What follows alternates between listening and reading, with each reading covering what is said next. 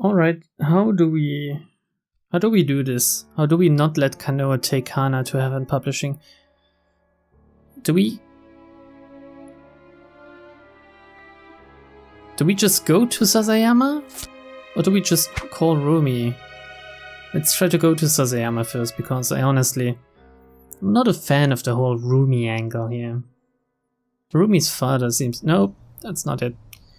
Spotted a girl, yes, okay. Let's see if he still takes her with him. Do you need a policeman? No? You want to go to Heaven Publishing, maybe? Heaven Publishing. Yeah, this is not what we're supposed to do, I guess. So let's call Rumi then. I guess we're not supposed to leave the building at all. Let's begin to worry about Rumi. Decide to give her a call.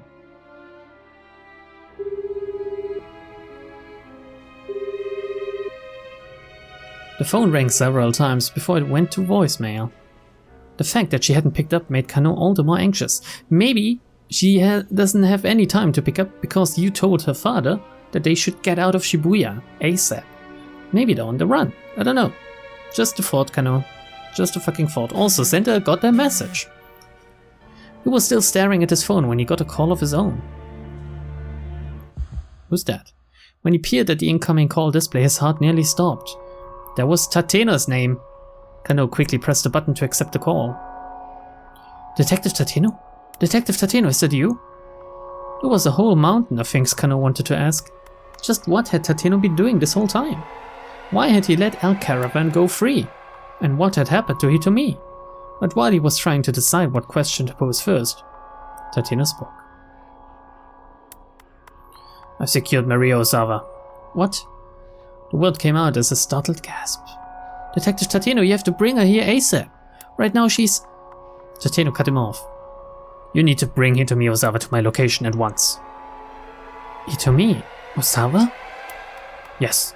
I heard over the wireless that the man from the US Embassy had her in custody. Kano hadn't been listening to the most recent wireless traffic. Apparently Stanley had managed to find Hitomi. But what was Tateno getting at here? We already know, because we've kind of been through this before. Wait, hold on, what for? I mean, why do you need me to bring Hitomi Osawa to you? I want to make a brain dead.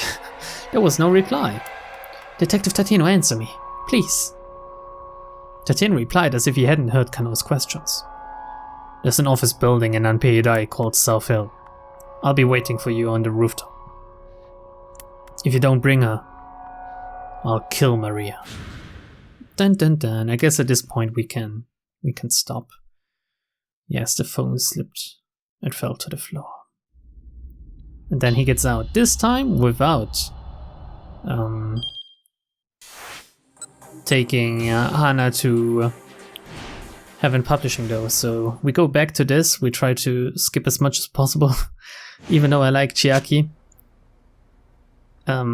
I don't want to reread that much. If I can. Okay.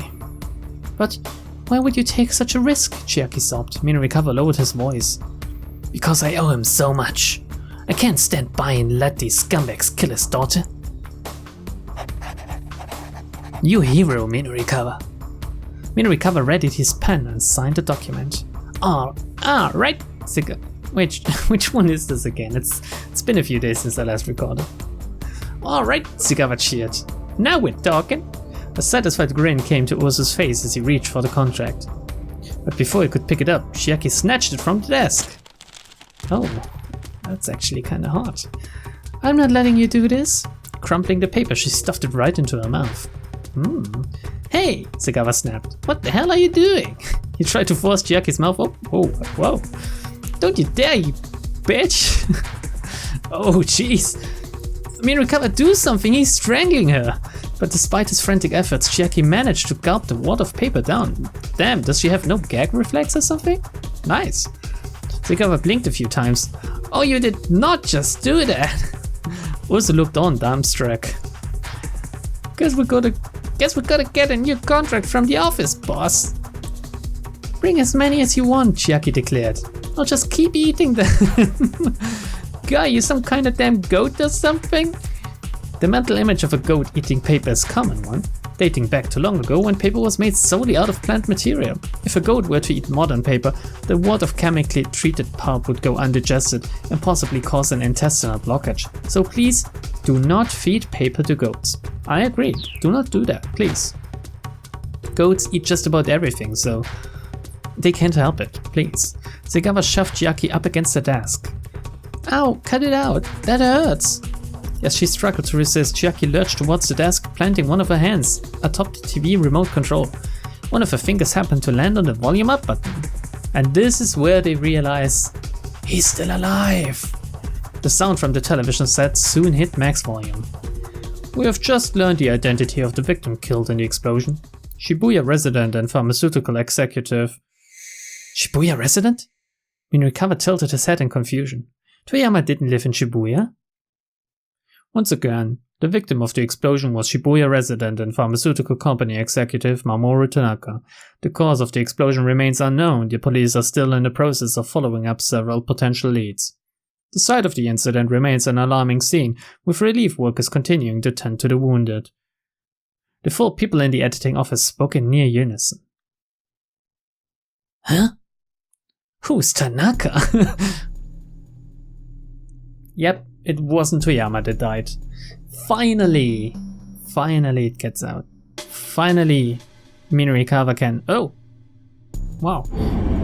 Finally, Minurikawa can live on? Maybe?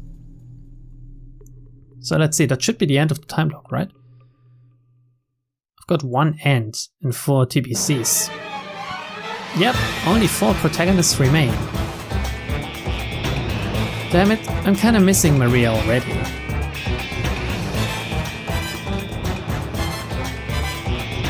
Oh jeez, some scary images here. Why couldn't we just leave Ozawa behind, or maybe Kano or something? And take Maria with us? I guess there's not much she can do while being kidnapped, but still. So let's see, who do we want to continue with? Do we just want to push on with Minurikawa maybe while we're at it? So this video isn't too... I don't know, too jarring. The TV news continued to report on how Mamoru Tanaka had been killed in a minivan explosion. What does this mean? Oh, what does this mean? Chiaki blinked in confusion. I mean, Hana told us herself that the van explosion was her father committing suicide, didn't she? This little lying brat. The only explanation I can think of, Minurikawa replied, is that Hana was lying. Wow, you're really smart, Minurikawa. He scratched his head as he considered the situation. But why? Chiaki said, also let out a snort. Well, it would seem Mr. Toyama had her lie in order to deceive us. What an upstanding individual, using his own daughter to buy himself some time. Minurikawa wanted to yell at the guy, but he managed to hold his tongue. The important thing was that Toyama was still alive. And if he was still alive, then there was still a way to save Heaven Publishing. They'd get the current issue out on time, with a big scoop waiting in the wings for the issue after that. From there on out, it should be smooth sailing. Well, no matter, Ozu said. Seeing as Mr. Toyama isn't dead after all, we'll just wait here for him. He sat back down on the sofa. But Segawa leaned threateningly towards Chiaki. Hey, he snarled. You sure you don't know where the guy is hiding out? I don't, Chiaki shot back. And even if I did, I'd never tell you. Say what now? He leaned in even closer just as she stood on her tiptoes in defiance, and their foreheads collided with a dull thud. Both reeled back, clutching their heads in their hands.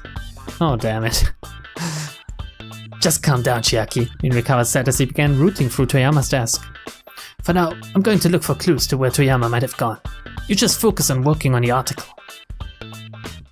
Oh? Ozu raised an eyebrow. I like how they're kind of working together now. Getting all cooperative all of a sudden, I see. I want to change up the plan for next month's issue. And I can't do that without the editor-in-chief's approval. What Minurikawa was actually looking for, however, was a back issue of 4-Star General Gossip. He was pretty sure the article on Ozawa had been printed in the magazine's inaugural issue. If he could find that scandalous piece that the scientist had asked for, he'd also be able to get his big lead about the power balance of the world being at stake. And if you could get that, not only would next month's issue be a sure thing, it was a good bet that sales figures would go through the roof. He found a file folder full of early material and quickly flipped through it. It didn't take him long to find the article. Floundering Okoshi Pharmaceutical arranges marriage of political convenience. The large headline practically jumped off of the page. Minurikawa quickly read over the story. The basic gist of it was this. The corporate director of Okoshi Pharmaceutical had sacrificed his daughter in order to keep a researcher named Kenji Ozawa on board. Give me a quick second, I need to drink a little sip.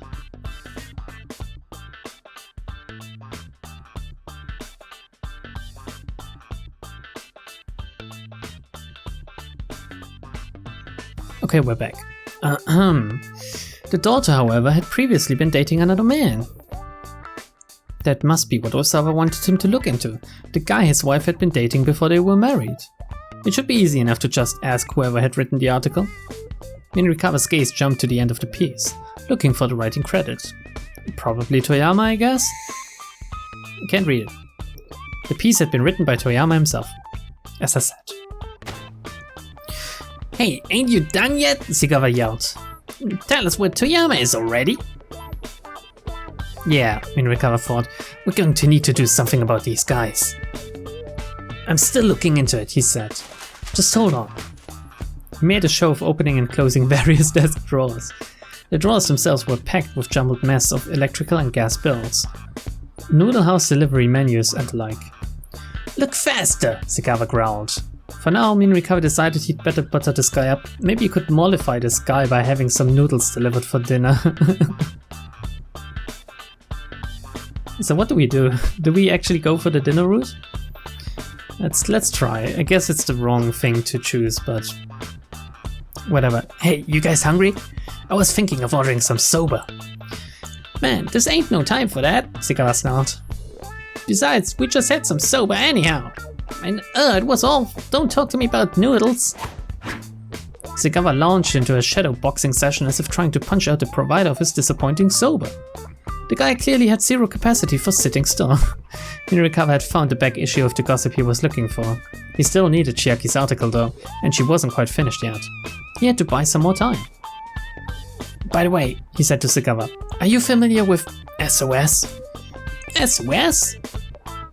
The fuck paused mid-jab. Yeah, SOS. I was planning on interviewing them later today. Here they're some pretty tough guys. Only one of them who'd be able to give me a fight would... Oh, Jesus Christ, that mess of a sentence. Only one of them who'd be able to give me a fight would probably be that Achiendo. Except as I hear it, he's left the gang. Really now? I get the feeling that their voices kind of resemble each other now.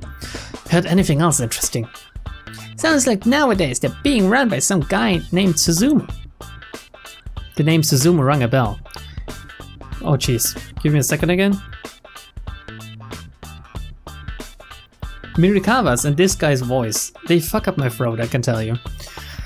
The name Suzumu rang a bell. Those two young punks who'd been arguing after the van explosion had mentioned him. Seems like... Sorry, I need to read who's saying this before I can read it out loud. Seems like SOS is in a pretty rough state since Achi left though, Sigawa added. Minurikawa didn't miss a beat. What do you mean, rough state? Back in the day, they were all goody two-shoes, never shake folks down or steal, or any of that stuff. Guess their founder Achi hated that sort of thing. But now that he's out, a lot of rough and tumble, hot-blooded types have been signing up with them. Smart move is not to get involved with SOS nowadays, really. Hard to find a scary bunch around here, when there's a lot of them together. Wait, aren't these guys part of the Yakuza? Or are they just part of some loan shark agency? Are they even smaller fry? And their main hangout, that's in Inferno, yeah? Yeah, over in Uraharajuku, rather, known as Urahara for short, that's easier.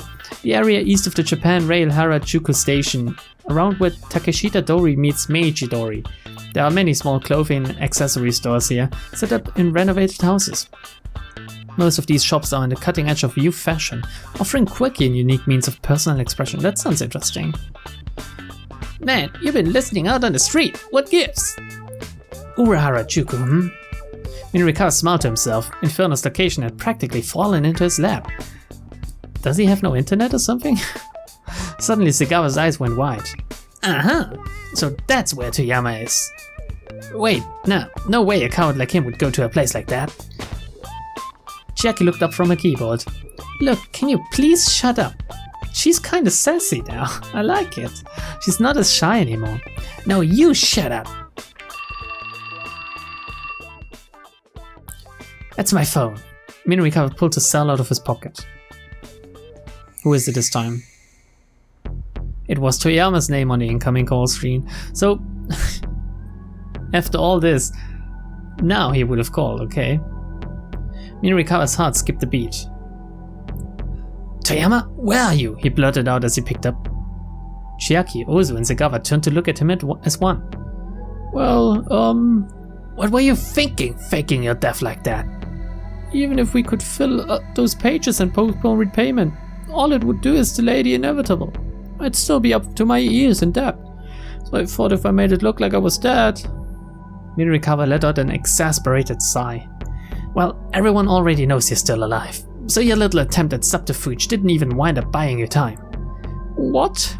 Toyama's hysterical squeak was painful to hear. Alright, listen up, Minurikawa said. If it's the debt you're worried about, you'll be able to pay that back real soon. What do you mean? I've landed a huge scoop. You could do a print run of 1 million copies and still sell out if we can run this as an article. Toyama perked right up. Wait, you really mean it? I'll give you all the details. Just get your butt back here. But aren't those loan sharks there at the office right now? Fine, then I'll come to you. Tell me where you are. Oh, they're listening in. The two thugs crowded nearer, a predatory gleam in their eyes. And Minurikawa had a flash of inspiration. Got it, he said quickly before Toyama could respond. Miyashita Park, I'm on my way now, don't go anywhere.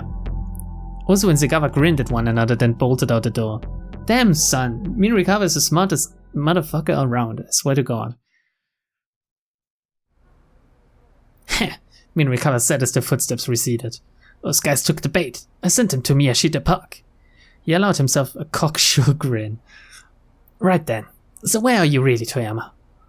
You imbecile! I actually am at this park! I am at Miyashita Park.